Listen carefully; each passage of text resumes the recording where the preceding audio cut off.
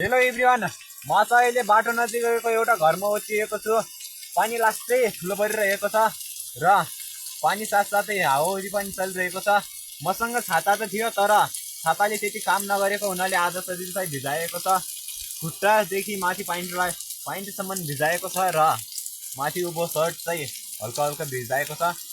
हावाहुरीले झनै पानी यताको उता र उताको यता बनाएर 42 छिटा हानेर भिजाएको, पुरै भिजाएको छ। र पानी पनि लास्टै ठुलो परिरहेको छ। यस्तो परिरहेको छ कि यो पानी पनि निकै ठुलो परिरहेछ। हेर्नु गाइस, यस्तो घरमा ओछिएको छु म अहिले चाहिँ। पुरा ओझेला जस्तो डर लाग्दो घरमा छ।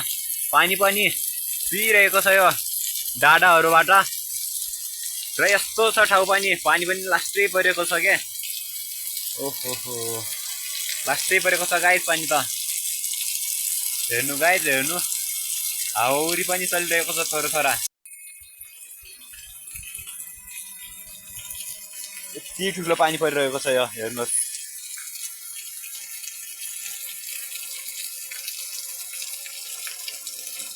त्यहाँनिर गोठ त रहेछ, अलिक त्यो गोठ पनि चुहिनु रहेछ र म यही घरमा ओत्तिनु पुगेँ। हेर्नु गाइस, म ओत्तिएको घर यही नै हो। पानी परिरहेछ। यो उत्तरटी पनि घर रहेछ एउटा। त्यहाँभन्दा लास्टै गएको रहेछ क्या, मान्छे नै बस्दो रहेछ त्यहाँ त। हेर्नुहोस् गाइज, घरको अवस्था यस्तो घरहरू रहेछ कि यता चाहिँ। घर चाहिँ लास्टै गइरहेको छ। बस्दाखेरि पनि डर लाग्दो भइरहेछ।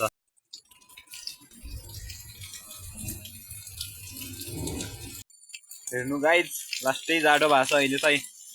सर्ट पनि एउटै लागेको थिएँ, दिनमा घाम लागिरहेको थियो थोरै थोरै, त्यसैले सर्ट एउटै लागेको थियो, गर्मी हुन्छ होला भनेर। अहिले चाहिँ लास्टै जाडो छ। हावा पनि सँगसँगै चलिरहेको छ र त्यसै साथमा पानी पनि पर्दैछ के, त्यसैले लास्टै जाडो छ अहिले चाहिँ। गाइज हेर्नु, यस्तै छ अवस्था। सानो भ्लगर हो, भर्खरै सुरु गर्दैछु, हेरेर साथ अनि सपोर्ट गर्नु होला। भर्खरै खोलेको आइडी छ र हजुरहरू पनि सब्सक्राइब गर्नु होला मेरो च्यानललाई। भर्खर खोलेको हुनाले त्यति कन्फिडेन्स चाहिँ छैन बोल्नको लागि। बोल्न पनि अलि लाज लाग्दो के। सब्सक्राइब कति छ भनेर सोध्दा पनि 20-25 मात्रै। त्यसैले मान्छेको अगाडि बोल्ने कन्फिडेन्स नै छैन भने क्या। सब्सक्राइब सोध्दा पनि कसैले जाबो छ 15-20 जति मात्रै। त्यसैले मान्छेको अगाडि बोल्ने कन्फिडेन्स नै छैन भने, त्यसैले एक्लै गएर बोल्नुपर्छ। यस्तै हो, भर्खरै सुरु गर्दैछु र केही दिनमा बोल्न सिकिन्छ होला मान्छेको अगाडि पनि। यस्तै हो, आजकल चाहिँ अलि लाज लाग्दो रहेछ बोल्न पनि।